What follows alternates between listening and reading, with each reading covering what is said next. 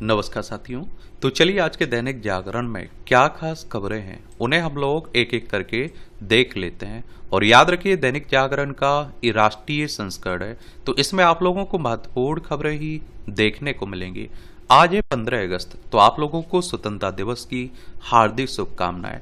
15 अगस्त और 26 जनवरी में क्या फर्क रहता है इसके बारे में बात करते हैं। आप सभी जानते हैं कि 15 अगस्त इसलिए स्वतंत्रता दिवस मनाते हैं क्योंकि इस दिन 1947 में हमें आजादी मिली थी। और 26 जनवरी को गणतंत्र दिवस इसलिए मनाते हैं क्योंकि 26 जनवरी 1950 में हमारा संविधान लागू हुआ था, देश एक गणतंत्र के रूप में स्थापित हुआ था। ध्वजारोहण बनाम झंडा फहराना, 15 अगस्त को तिरंगे को नीचे से ऊपर रस्सियों से खींचकर फहराया जाता है और इसे ध्वजारोहण कहते हैं। 26 जनवरी को झंडा पहले से ऊपर बंधा रहता है जिसे खोलकर फहराया जाता है। 15 अगस्त के मुख्य कार्यक्रम में प्रधानमंत्री लाल किले से ध्वजारोहण करते हैं और 26 जनवरी के मुख्य कार्यक्रम में राष्ट्रपति कर्तव्य पथ पर राजपथ पर झंडा फहराते हैं। स्वाधीनता @79 जय हो गरीबी से गर्व करने की ओर बढ़ चला भारत की उपलब्धियां बताई जा रही हैं। आजादी मिलने की बाद के 8 दशकों में सभी मानव विकास सूचना में बड़ा उछाल, कुछ हजार की जीडीपी वाला देश अब दुनिया की शीर्ष अर्थव्यवस्था में शामिल हो चुका। 15 अगस्त 1947 की बात हो रही है, उस दिन हमें आजादी। विदेशी मुद्रा भंडार देख लीजिए, अरब डॉलर में है। 1947 में 1.2 कितना 1.2 अरब डॉलर। यहां देखते हैं कि 2026 में 707 अरब डॉलर, यानी वृद्धि कितनी हुई है इसमें 54.066% की। और आप देखिए डॉलर की मजबूती और अंतर्राष्ट्रीय बाजार में कच्चे तेल की कीमतों में वृद्धि के कारण विदेशी मुद्रा भंडार पर दबाव है। सोने का आयात कम करके और वस्तुओं व सेवाओं का निर्यात बढ़ाकर देश विदेशी मुद्रा भंडार को और मजबूत कर सकता है। प्रति व्यक्ति आय की बात करें रुपये में वार्षिक, तो 1947 में 250 रुपए थी और 2026 में कितनी हो गई ये आप देखिए 2,19,575 हो गई। और चुनौती क्या है, आजादी के बाद से एक औसत भारतीय की आय कई गुना बढ़ी है, लेकिन करीब 140 करोड़ की आबादी वाले देश के तौर पर हमारी प्रति व्यक्ति आय विकसित देशों की तुलना में बहुत कम है। और सभी भारतीयों के लिए गुणवत्तापूर्ण जीवन स्तर सुनिश्चित करने के लिए प्रति व्यक्ति आय में तेज वृद्धि जरूरी है।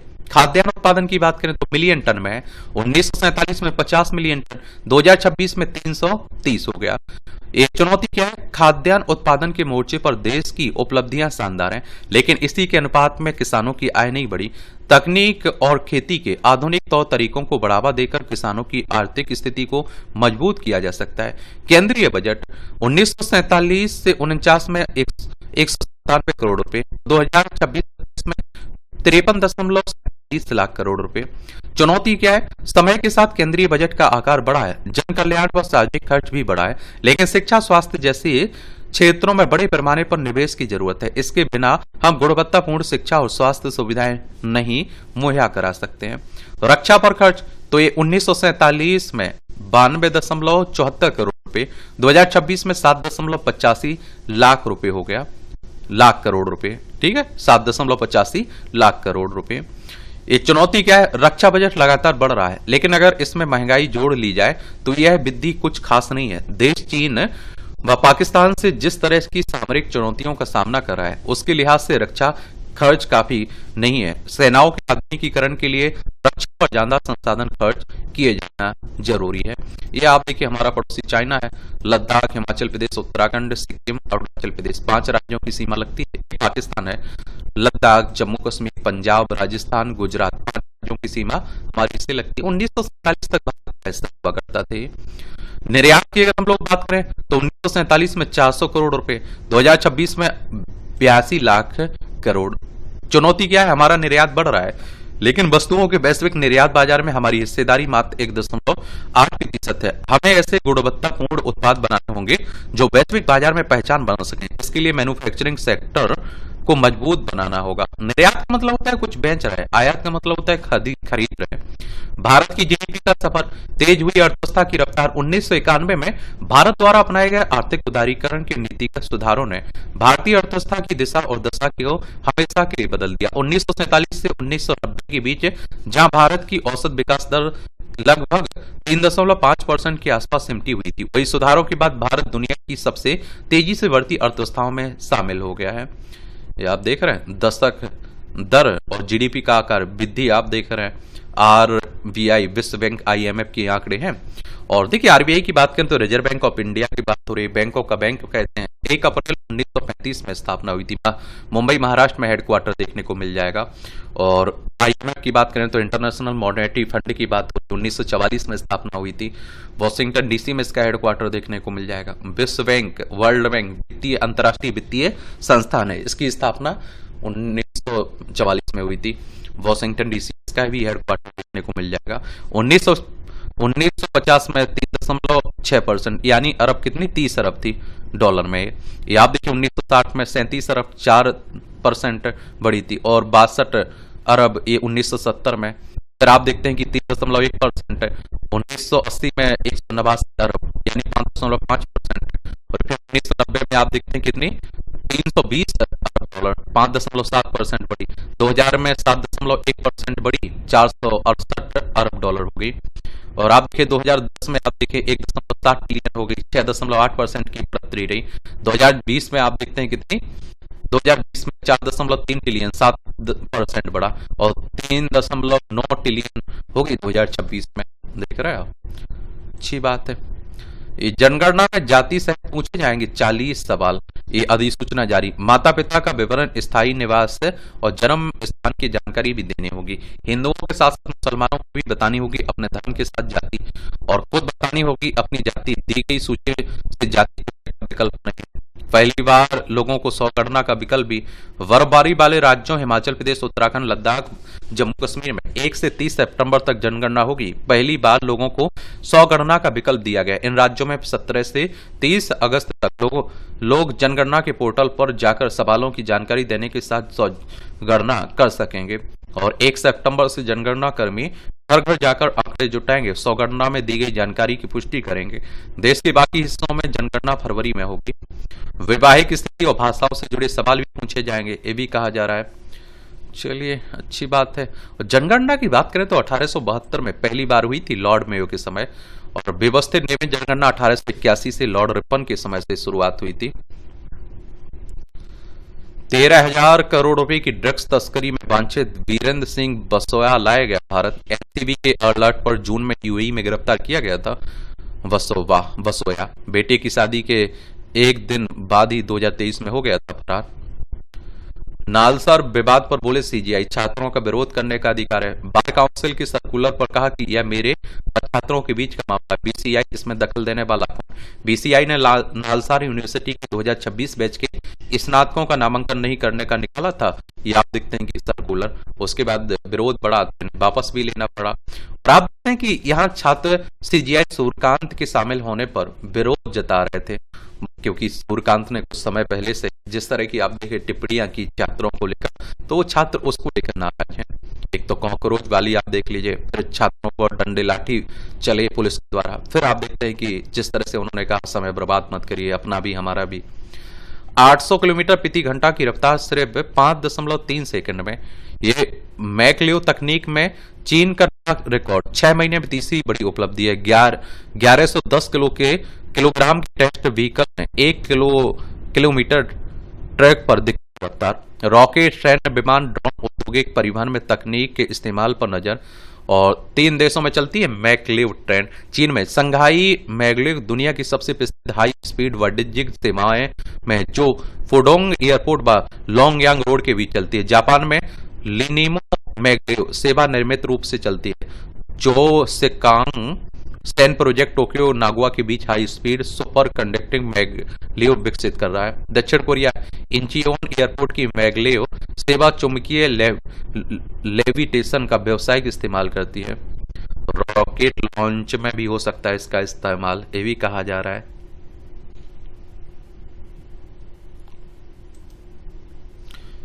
यह पिछले 6 महीनों की इस लेवर्टी का तीसरा रिकॉर्ड है। इससे पहले जून 2025 में टेस्ट वाहन ने 650 किलोमीटर प्रति घंटा, जुलाई 2025 में करीब 700 किलोमीटर प्रति घंटा का रफ्तार हासिल की थी। ये आपकी राष्ट्रीय राजधानी से जुड़ी खबर है। दिल्ली की बात हो रही, केंद्र शासित प्रदेश है। विधानसभा में 70 सीट है, राज्यसभा में 3 सीट है, लोकसभा में 7 सीट है। और रेखा गुप्ता यहाँ की मुख्यमंत्री आपको देखने को मिल जाएंगी। नीट पेपर लीक में नए संदिग्धों की भूमिका खंगालेगी सीबीआई। ये फास्टैग कोर्ट ने सीबीआई को मामले में आगे की जांच करने की दी अनुमति और नए साक्ष्यों से कुछ महत्वपूर्ण पहलुओं पर दोबारा जांच की जरूरत पैदा हुई। सीबीआई की बात करें तो सेंट्रल ब्यूरो ऑफ इन्वेस्टिगेशन की बात हो रही है। 1 अप्रैल 1963 स्थापना हुई थी। नई दिल्ली में हेडक्वार्टर देखने को मिल जाएंगे आपको। विभाजन ने हजारों वर्ष पुरानी सभ्यता को भी बांटा, उपराष्ट्रपति कह रहे हैं। डीयू में 1947 की त्रासदी के पीड़ितों को पीड़ा व प्रभाव को याद किया। ये पाकिस्तान 1947 में हम लोगों से अलग हुआ था ना।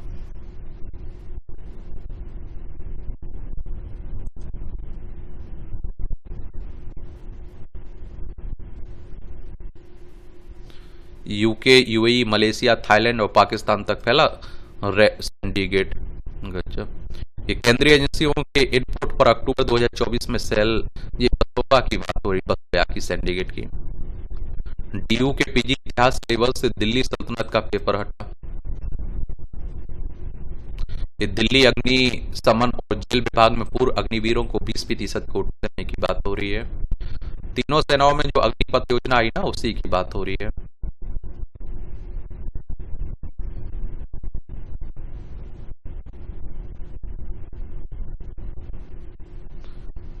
मेट्रो से सीधे जुड़ेंगे गाजियाबाद सोनीपत जिला। भारत जोखिम उठा सकता है, कड़ा प्रहार कर सकता है, नतीजे कुछ भी हो, ये अजीत डोभाल कह रहे हैं हमारे। ये आप देखते हैं कि राष्ट्रीय सुरक्षा सलाहकार हैं ना। पेपर लीक रोकना व परीक्षाओं में सुधार के लिए कदम उठा रही सरकार, राष्ट्रपति कह रहे हैं। सिंधु जल संधि में नीलामन के फैसले को राष्ट्रपति मुर्मू ने देश और किसानों के हित में बताया निर्णायक कदम। 33% महिला आरक्षण कार्यान्वयन को आदि आबादी के लिए बताया जरूरी। ये आप देखते हैं कि राष्ट्रपति जी कह रही हैं। सिंधु जल संधि के बारे में जरूर याद रखिएगा।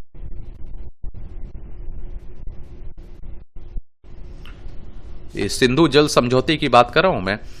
भारत और पाकिस्तान के बीच 19 सितंबर 1960 को हुआ पानी के बंटवारे का एक समझौता है। इस संधि पर भारत के प्रधानमंत्री जवाहरलाल नेहरू और पाकिस्तान के राष्ट्रपति अयूब खान ने विश्व बैंक की मध्यस्थता में हस्ताक्षर किए थे। इसके तहत सिंधु नदी प्रणाली को 6 नदियों के पानी दोनों देशों में बांटा गया था।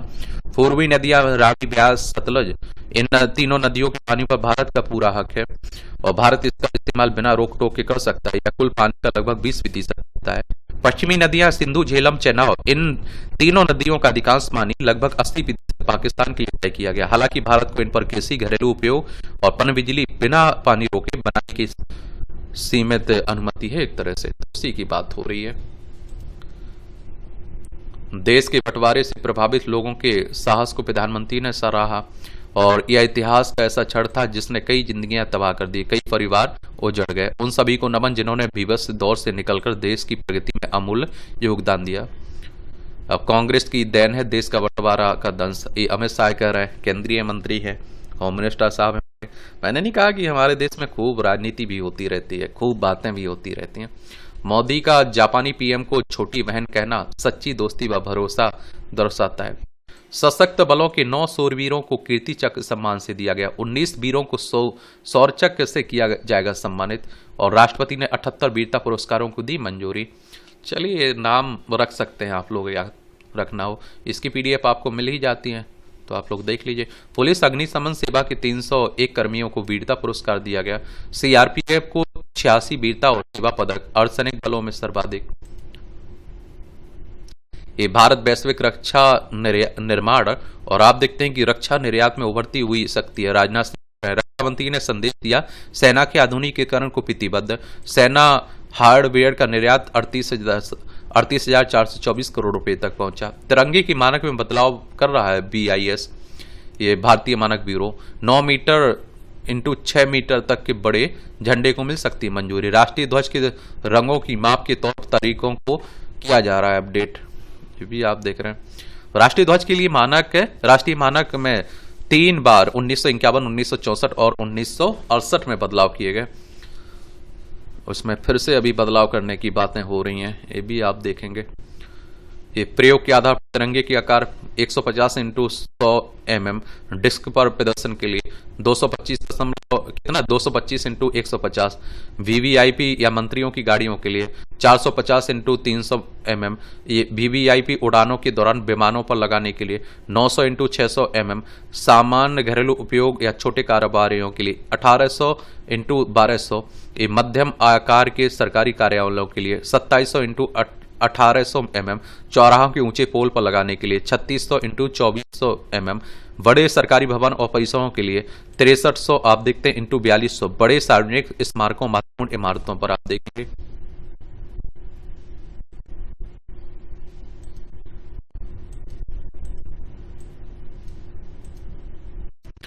गुलाम जम्मू कश्मीर में हिंसा की चिंता करें नॉर्वे। भारत का विदेश मंत्रालय के प्रवक्ता ने कहा जम्मू कश्मीर भारत नंगे इस्लामाबाद में नॉर्वे के विदेश मंत्री के बयान पर दी प्रतिक्रिया। ये आप सब जानते हैं कि हमारा हिस्सा है लेकिन पाकिस्तान कब्जा करके बैठा हुआ है। पीओके की बात हो रही है। ईरानी राष्ट्रपति पेजिशकियान ब्रिक्स शिखर सम्मेलन के लिए दिल्ली आएंगे। ये ब्रिक्स संगठन के बारे में याद रखिएगा, इस तरह के संगठनों से भी क्वेश्चंस पूछ लिए जाते हैं। इनकी स्थापना कब हुई थी ब्रिक्स की, आपको पता है? 16 जून 2009 में हुई थी, ये जरूर याद रखिएगा। इसमें कौन कौन से मेंबर हैं? ब्राजील हो गया, China, Egypt, Ethiopia, India, Indonesia, Iran, Russia, South Africa, United Arab अमीरात आपको देखने को मिल जाएगा। देख लीजिए, ये हमारा प्यारा भारत है। इसमें आप देखेंगे, देखिए ये है हमारा प्यारा भारत। ये ईरान है, तेहरान इसकी राजधानी। ये फारस की खाड़ी, यहाँ ओमान की खाड़ी देखने को मिल जाएगी। इजराइल है, ये भूमध्य सागर, ये लाल सागर है। यहाँ आप लोगों को संयुक्त राज्य अमेरिका देखने को मिल जाएगा। वॉशिंगटन डीसी इसकी राजधानी है। आजकल यूएसए खूब चर्चा में बना हुआ है। ये राजनीति की बातें हो रही हैं। एक तो इलेक्शन कमीशन ऑफ इंडिया के बारे में जरूर याद रखा करिएगा। भारतीय निर्वाचन आयोग की बात कर रहा हूं। एक संवैधानिक संस्था है। संविधान के अनुच्छेद 324 के तहत चुनाव आयोग की स्थापना की बात की गई। 25 जनवरी 1950 में स्थापना हुई थी। 25 जनवरी को आप लोग मतदाता दिवस मनाते हैं। नई दिल्ली में हेडक्वार्टर देखने को मिलेगा। सुकुमार सेन पहले मुख्य चुनाव आयुक्त थे। राजनीति की बातें बाकी चलती रहती हैं। आरोप प्रत्यारोप खूब लगता रहता है। बंग विभूषण वापस लेने के बाद अनंत महाराज ने नेताजी पर टिप्पणी को लेकर माफी मांगी।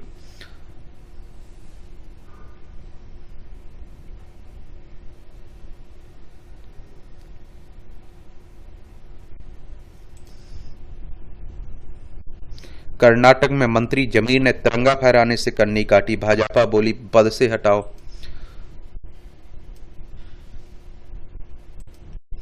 वंदे मातरम को अनिवार्य बनाने के खिलाफ नागालैंड चर्च परिषद कहा खासकर ईसाई समुदाय से जुड़े लोगों के लिए ऐसी किसी निर्देश विरोध जरूरी है। परिषद ने देशभक्ति को कभी भी अनिवार्य अनुपात में नहीं बदला जाना चाहिए। सुप्रीम कोर्ट में मैती कुकी ने कहा कि लड़ते लड़ते थक गए होंगे, शांति के बारे में सोचे। ये आप देख लीजिए, मणिपुर इम्फाल इसकी राजधानी है। इसकी सीमा म्यांमार से लगती है, अंतर्राष्ट्रीय राज्यों में मिजोरम, असम, नागालैंड से लगती है।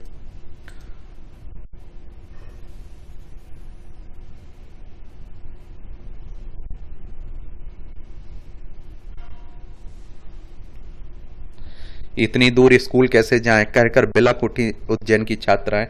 मैंने एक बात नहीं कहा आपसे कि शिक्षा की सच में बदहाली है और शायद सबको पता है समस्या है, लेकिन समाधान कौन करे। मैं ये कह रहा हूँ आप लोगों से, आप लोग एक सर्च करके देखिए। जहाँ की शिक्षा व्यवस्था बहुत घटिया है ना, स्कूल बहुत घटिया है ना, वहाँ के नेताओं के बच्चों के बारे में सर्च करके देखिए, वहाँ के अधिकारियों के बारे में सर्च करके देखिए। उनके बच्चे वीआईपी स्कूलों में पढ़ते हैं, इसलिए उन्हें लगता है कि सरकारी स्कूलों की हमें सुधारने की जरूरत ही नहीं। ये हाल है।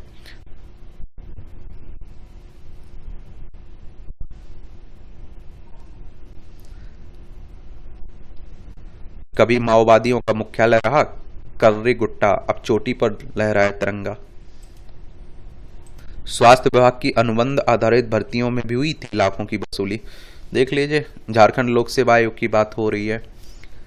शिक्षा व्यवस्था को फ्लैग और महामारी की तरह बर्बाद कर सकती है चीटिंग। सावरकर पर टिप्पणी मामले में राहुल गांधी को सुप्रीम कोर्ट से राहत मिल गई। सुप्रीम कोर्ट हमारे देश की सर्वोच्च अदालत है। संविधान के अनुच्छेद 124 के तहत सुप्रीम कोर्ट की स्थापना की बात की गई। 28 जनवरी 1950 में स्थापना हुई थी। राहुल गांधी सावरकर को लेकर बयान देते रहते हैं ना। यूजीसी नेट 2026 की प्रोविजनल आंसर की 16 अगस्त को जारी होगी। वैवाहिक विवाद में बच्चों को मोहरा बनाने पर हाईकोर्ट चिंतित। पॉक्सो एक्ट के तहत वाराणसी में सुनाई गई सजा को किया रद्द। महाराष्ट्र में पिछले 2 वर्षों में आश्रम शालाओं में रहने वाले 584 बच्चों की मौत हुई है, सरकार कह रही है। सरकारी अधिकारियों ने सर्पदंश, गंभीर बीमारी, आत्महत्या, दुर्घटना को बताया इन मौतों का कारण।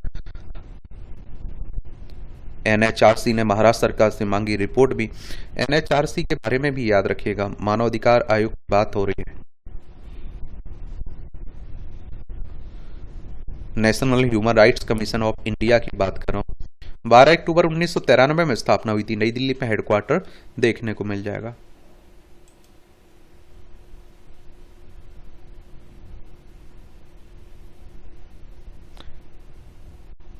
युवाओं को गुमराह करने के लिए किया गया मेरी टिप्पणी का गलत इस्तेमाल। सीजीआई कह रहे हैं कॉकरोच वाली टिप्पणी।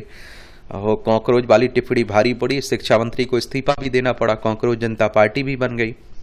मध्य प्रदेश में अवधान परिवहन घोटाला, हाई कोर्ट का राज्य स्तरीय जांच के निर्देश दिए गए। ये मध्य प्रदेश में एथेनॉल के नाम पर करोड़ों के फोर्टिफाइड चावल घोटाले की जांच चल रही है ना। यह है मध्य प्रदेश। भोपाल इसकी राजधानी है। 1 नवंबर 1956 में इसे राज्य बनाया गया था। इसकी सीमा महाराष्ट्र, छत्तीसगढ़, उत्तर प्रदेश, राजस्थान, गुजरात से लगती है। विधानसभा में 230 सीटें हैं, राज्यसभा में 11 सीटें हैं, लोकसभा में 29 सीटें हैं। मोहन यादव के मुख्यमंत्री हैं। मध्य प्रदेश के बालाघाट में रहस्यमय बुखार से 30 और बच्चे भर्ती, हो चुकी 8 मौतें। अब तक की जांच में बीमारी का पता नहीं लगाया जा सका। बेगा बहुल गांव में पहुंचे स्वास्थ्य आयुक्त, जाना हाल भी इन्होंने। होटल घोटाले में लालू राबड़ी तेजस्वी पर आरोप तय करने का फैसला 27 को। रांची और पुरी स्थित रेलवे होटलों के टेंडरों में अनियमितता का है आरोप इन पर।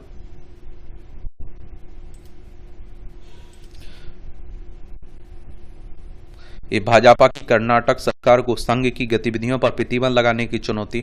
संघ यानी कि आरएसएस की बात हो रही। राष्ट्रीय स्वयंसेवक संघ की। हिंदू राष्ट्र हिंदुत्व की बात करता है। इस संगठन नागपुर में हेडक्वार्टर देखने को मिल जाएगा। 27 सितंबर 1925 में स्थापना हुई थी। केवी हेडगेवार इसके फाउंडर थे। और आप देखेंगे कि बीजेपी का सहयोगी संगठन माना जाता है।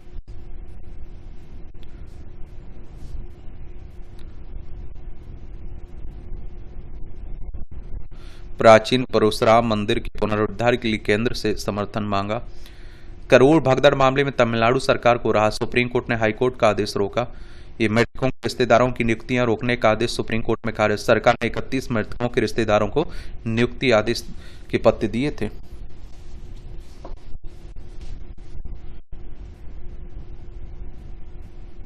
सुप्रीम कोर्ट का चंद्रबाबू के खिलाफ केस खारिज करने के आदेश पर रोक से इंकार। लैंड, ये आप देखिए, इनके खिलाफ लैंड पूलिंग योजना में अनियमितताएं बरतने के संबंध में। होटलों की वेबसाइट बनाकर 22,000 यात्रियों को ठगने वाले 2 गिरफ्तार हुए। आजकल थोड़ा याद रखिएगा भैया, लूट छूट चल रही है। अल्नीनो के वेग को नहीं रोक पाएगा इंडियन ओशन डायपोल। आईओडी अभी न्यूट्रल। अल्नीनो होता जा रहा है ताकतवर। मानसूनी बारिश के पूर्वानुमान से भी नीचे जाने का खतरा है। देख रहे हैं, पूरे मानसून सीजन में सामान्य से 12% कम बारिश हुई है। अल नीनो के बारे में जरूर याद रखिएगा। अल नीनो से भी क्वेश्चंस पूछ लिए जाते हैं। अल नीनो प्रशांत महासागर में होने वाली एक प्राकृतिक जलवायु घटना है जिसमें मध्य और पूर्वी भूमध्य रेखीय प्रशांत महासागर का सतही जल सामान्य से अधिक गर्म हो जाता है। इस वजह से व्यापारिक हवाएं कमजोर पड़ जाती हैं और वैश्विक मौसम चक्र, मानसून तथा वर्षा का पैटर्न गंभीर रूप से प्रभावित होता है इससे। सुप्रीम कोर्ट ने समय रैना और 4 अन्य के खिलाफ आपराधिक कार्रवाई रद्द की। एक कॉमेडियन है ना, ये आप देखते हैं कि इन्होंने दिव्यांगों के बारे में जो टिप्पणियां की थी उसी को लेकर केस चल रहा था। नशे से बाहर निकले और फिर 30 को निकाला, अब सभी अन्य को निकाल रहे हैं। मंडी जिले के दिव्यांग जतिन थे कभी ड्रग्स के गिरफ्त में, अब लोगों का छुड़ा रहे हैं नशा। अच्छी पहल है। आप देखेंगे, ये आप देखेंगे संपादकीय पाठ से जुड़ी संपादकीय पाठ है आपका, तो इन्हें पढ़ सकते हैं। देश से जुड़ने की प्रवृत्ति है स्वतंत्रता। गिरीश्वर मिश्र लिख रहे हैं, स्वतंत्रता का फली अर्थ उससे जुड़ी जिम्मेदारियों को निभाने के साथ ही मिल जाता है। भाषा की मर्यादा का गिरता स्तर। अब शब्दों को अब साहस, आजादी, क्रांति, अभिव्यक्ति की स्वतंत्रता का नया पर्याय बनाया जा रहा है। डॉक्टर विशेष गुप्ता लिख रहे हैं, पढ़ लीजिए इसकी पीडीएफ आप एजुकेशन सर्कल प्लेटफॉर्म है ना, वहां डाल दी जाती है, तो वहां से जाकर आप लोग डाउनलोड कर सकते हैं। स्वतंत्रता का अवसर, दुनिया आज भारत को केवल एक विशाल बाजार के रूप में नहीं बल्कि संभावनाओं से भरे राष्ट्र के रूप में भी देखती है। भारत को विश्वविद्यालय नहीं संस्थान चाहिए। भारत ने उच्च शिक्षा तक पहुंच बढ़ाने की दिशा में लंबी दूरी तय की है, लेकिन अब हमारे सामने बड़ा प्रश्न यह है कि इस विस्तार से कैसी संस्थाएं तैयार हो रही हैं। क्या हमारे विश्वविद्यालय केवल विद्यार्थियों को डिग्री और रोजगार के लिए तैयार कर रहे हैं, या ऐसी बौद्धिक और सामाजिक परंपराएं भी विकसित कर रहे हैं जो उनके परिसर से बाहर जाकर समाज को प्रभावित करें। क्या उनमें ऐसी संस्थागत संस्कृति विकसित हो रही है जो नेतृत्व बदलने और पीढ़ियां बदलने के बाद भी जीवित रह सके। और यही विश्वविद्यालय और संस्था के बीच का अंतर सामने आता है जिसे हमें समझना होगा। विरोध के शोर के बीच बदलाव, विरोध लोकतंत्र का अधिकार है, लेकिन केवल विरोध के लिए विरोध लोकतंत्र ही सेवा नहीं है। केवल शोर, बहिर्गमन और गतिरोध किसी लोकतांत्रिक विकल्प का निर्माण नहीं है। चलिए वही चल रही संसद की जो आप देखते हैं हाल है। 2030 तक 1.6 अरब टन पर पहुंच जाएगी कोयले की मांग। बीमा भरोसा पोर्टल पर ये आप देखते हैं, करें भरोसा पोर्टल पर करें कंपनी की शिकायत। सभी कंपनियों को 14 दिनों में करना होगा ग्राहकों की शिकायत का निपटान। अभी आंतरिक रूप से लॉन्च किया गया पोर्टल। विदेशी मुद्रा भंडार में 14 अरब डॉलर की वृद्धि हुई है। एफटीए का लाभ कई देशों को दुगना तक बड़ा भारतीय निर्यात। ये मुक्त व्यापार समझौते की बात हो रही है। 15.92% बढ़ा भारत का वस्तु निर्यात ये अप्रैल जून 2026 में। 129.32 अरब डॉलर की वस्तुओं का निर्यात किया गया पहली तिमाही के दौरान।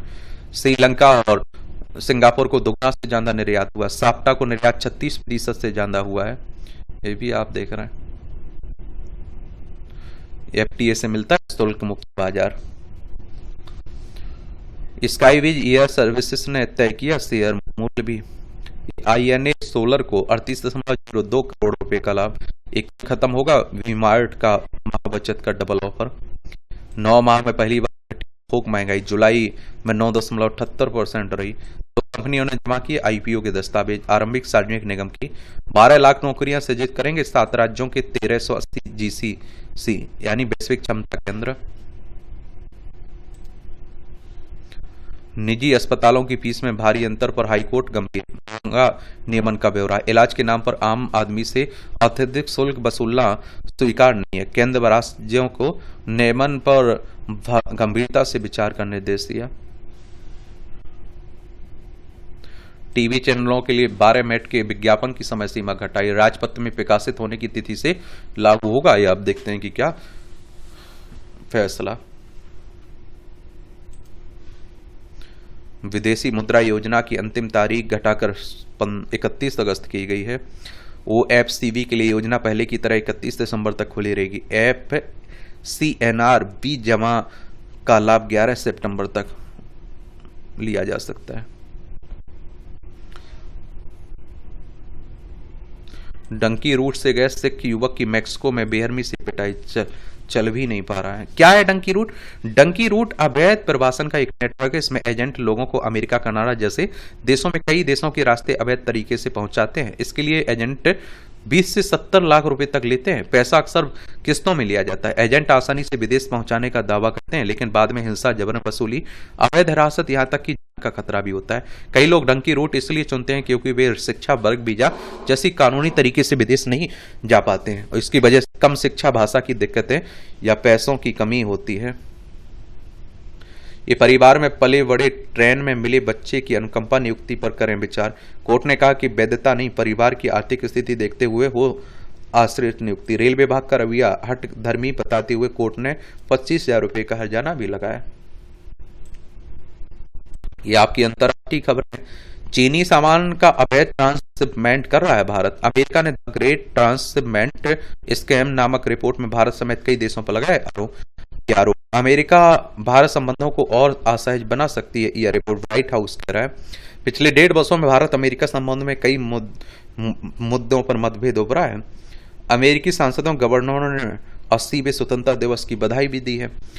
H-1B, ये आप देखिए, शुल्क से अमेरिका से बाहर जा सकते हैं नौकरियां। एक कृष्णमूर्ति कह रहे भारत वंशी सांसद ने शुल्क को लेकर ट्रंप प्रशासन को किया आगाह, कहा अमेरिकी कंपनियां विदेश में शिफ्ट कर सकती हैं अपना काम। क्या है H-1B वीजा? यह एक गैर आप्रवासी वीजा है। अमेरिकी कंपनियां इस वीजा के आधार पर विदेशी कामगारों को नौकरी देती हैं। हर वर्ष 65,000 H-1B वीजा जारी किए जाते हैं। इसके अलावा उच्च डिग्री वाले आवेदकों को लिए अतिरिक्त 20,000 वीजा प्रदान किए जाते हैं। राष्ट्रपति ट्रंप ने नए H-1B वीजा पर $1 लाख शुल्क लगाने संबंधी आदेश पर हस्ताक्षर किए थे।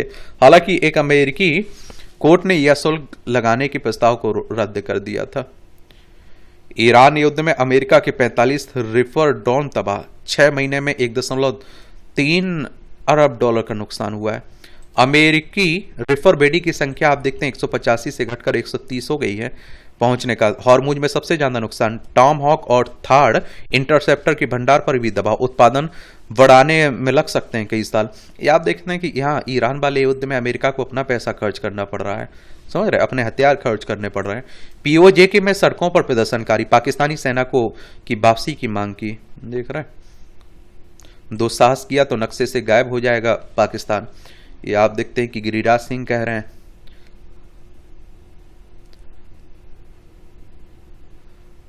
अफगानिस्तान में तालिबान का एक और अधिकारी मारा गया। यह है अफगानिस्तान। हॉर्मुज में 2 UAE टैंकरों पर हमला, अमेरिका ने ईरान को चिताया। यह खूब चल रहा है, अब कब जाके खत्म होगा ये तो आने वाला वक्त ही बताएगा। पोलैंड के लिए जासूसी करने वाले व्यक्ति को रूस में 23 साल की सजा हुई है। भारत श्रीलंका में अच्छी छवि, पाक के लिए दुश्मन नंबर 1, प्यू रिसर्च सेंटर का सर्वे कह रहा है। 36 देशों के 42,151 लोगों से पूछा गया भारत को लेकर सवाल। श्रीलंका में 79% की राय सकारात्मक है। 91% पाकिस्तानियों की भारत के प्रति नकारात्मक राय है। अमेरिका में 45% लोग भारत को पसंद करते हैं। ये फ्रांस की शीर्ष अदालत ने किशोरों के इंटरनेट मीडिया पर पाबंदी वाला बिल रोका। 15 साल से कम उम्र के बच्चों के लिए लगाने की बातें हो रही ना। जापान में भारी बारिश से आई बाढ़, ट्रेन और हवाई सेवा बाधित हुई है। ये जापान है, टोक्यो उसकी राजधानी है, हमारा प्यारा भारत है। ये आपकी खेल से जुड़ी खबरें, खिलाड़ियों के बारे में, खेल के बारे में जरूर देखा करिएगा।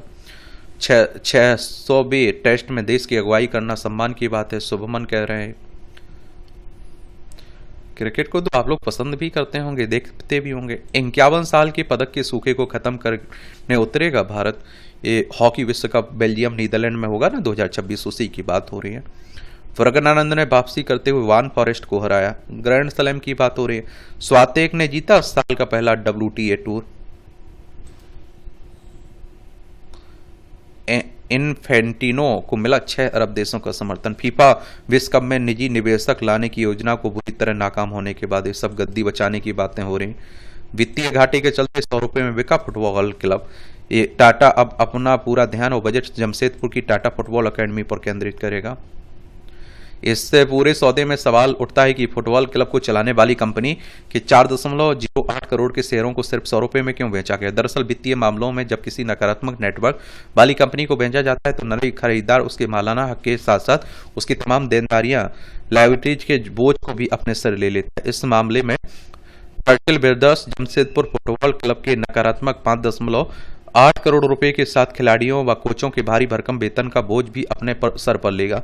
चूंकि कानूनी रूप से शेयर हस्तांतरण की प्रक्रिया पूरी करने के लिए एक न्यूनतम लेनदेन राशि की आवश्यकता होती है, इसलिए महज 100 रुपए तक किया गया। इस सौदे के जरिए टाटा स्टील ने फुटबॉल से मोह नहीं मोड़ा और बल्कि वो अपने मूल पर लौटा है। टाटा अपना पूरा ध्यान जमशेदपुर में ऐतिहासिक टाटा फुटबॉल अकेडमी पर केंद्रित करी, जिससे देश को 150 से अधिक राष्ट्रीय खिलाड़ी और 26 कप्तान दिए हैं। चोटिल जेमिमा एशिया कप से बाहर। जो भी काम कर रहे हैं 100% दीजिए, मेरा तो यही मानना है भैया। पहले सोच लीजिए कि ये करना है या नहीं करना है, फिर आगे बढ़ जाइए और जो गलतियां हो उससे सीखते। रामचरितमानस की थीम पर 108 मीटर लंबी मिथिला पेंटिंग बनाई गई। मधुबनी मिथिला चित्रकला संस्थान के 160 छात्राओं ने 5 दिनों में 51 प्रसंगों का किया सजीव चित्रण। ऐतिहासिक भोजशाला के पीछे पड़ी गई जुम्मे की नमाज, भीतर हुआ हनुमान चालीसा का पाठ। ये आप देखते हैं कि भोजशाला का ऐतिहासिक जो विवाद है ना, उसी की, इससे बागदेवी का मंदिर मान लिया गया ना। वक्फ संपत्ति पर मंदिर निर्माण के विवाद में कोर्ट ने कहा शांति बनाए रखें। राज्य सरकार ने सामाजिक शांति भंग होने की आशंका से किया इनकार। सामाजिक सौहार्द बनाए रखने के कलेक्टर एसपी के निर्देश दिए। छत्तीसगढ़ की बात है।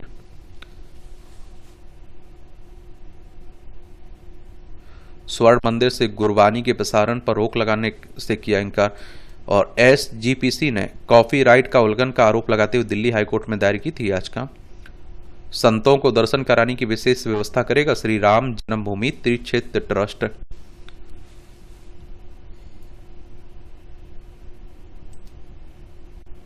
यहाँ आप लोगों को जनरल नॉलेज की जानकारी मिल जाती है, परीक्षा के पॉइंट व्यू से पॉइंट मिल जाते हैं। पनामा नहर आधिकारिक रूप से खुली और शुरू हुआ समुद्री यातायात। 1974 में आज ही पनामा नहर आधिकारिक रूप से समुद्री यातायात के लिए खोली गई थी। अटलांटिक प्रशांत महासागर को जोड़ने वाली इस नहर से पहला जहाज गुजरा, जिससे समुद्री व्यापार मार्ग हजारों किलोमीटर छोटा हो गया था। वैश्विक व्यापार को गति मिली थी। रंगीन टीवी पर पहली बार दिखा स्वतंत्रता दिवस समारोह। 1982 में आज ही दूरदर्शन का और स्वतंत्रता दिवस समारोह का पहली बार रंगीन प्रसारण किया गया और तत्कालीन प्रधानमंत्री इंदिरा गांधी ने लाल किले से देश को संबोधित किया। इसी वर्ष एशियाई खेलों के लिए भारत में रंगीन टीवी प्रसारण शुरू हुआ। अरविंदो घोष ने वंदे मातरम समाचार पत्र के जरिए फैलाया राष्ट्रवाद। अरविंदो घोष का जन्म 1872 में आज ही कलकत्ता में हुआ था। कैम्ब्रिज विश्वविद्यालय में अध्ययन किया। भारतीय सिविल सेवा की परीक्षा भी उत्तीर्ण की, लेकिन घुड़सवारी की अनिवार्य परीक्षा पूरी न करने के कारण सेवा में नियुक्त नहीं हुए और 1893 में भारत लौटकर स्वतंत्रता आंदोलन से जुड़ गए। उन्होंने वंदे मातरम समाचार पत्र के जरिए ब्रिटिश शासन के खिलाफ राष्ट्रवादी विचारों को सामने रखा। 1908 के अलीपुर बम मामले में गिरफ्तार हुए, लेकिन 1909 में बरी हो गए। इसके बाद वे पुदुचेरी चले गए और आध्यात्मिक साधना में लग गए। 5 दिसंबर 1950 को निधन हो गया था। लार के नमूनों से हो सकेगी ओरल कैंसर की पहचान। आईआईटी इंदौर की खोज, नई और सुई रहित विधि विकसित, बिना चीर फाड़ के पहचाने जाएंगे लक्षण। सस्ता हाइड्रोजन बनाने में बड़ा कदम आईआईटी गुवाहाटी के शोधकर्ताओं ने दिखाई रहा है। आईआईटी ने तैयार किया किफायती उत्प्रेरक जो सस्ते में पानी से अलग करेगा हाइड्रोजन। निकेल और एंथीसिन से तैयार उत्प्रेरक महंगी दुर्लभ धातुओं पर निर्भरता घटने की उम्मीद है।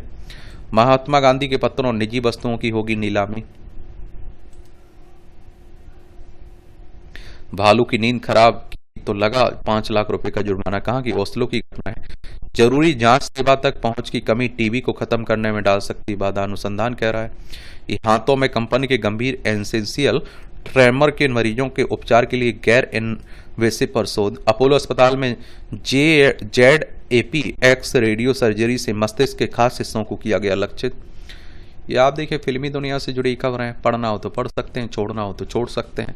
और इस तरह से आप देखेंगे कि आज के न्यूज़पेपर में जो महत्वपूर्ण खबरें हैं उनकी कहानी कवर होती है। आप लोग पढ़ते रहिए, एंजॉय करते रहिए। आपका कोई सवाल हो, मेरे लिए सुझाव हो तो जरूर आप लोग बता सकते हैं। धन्यवाद।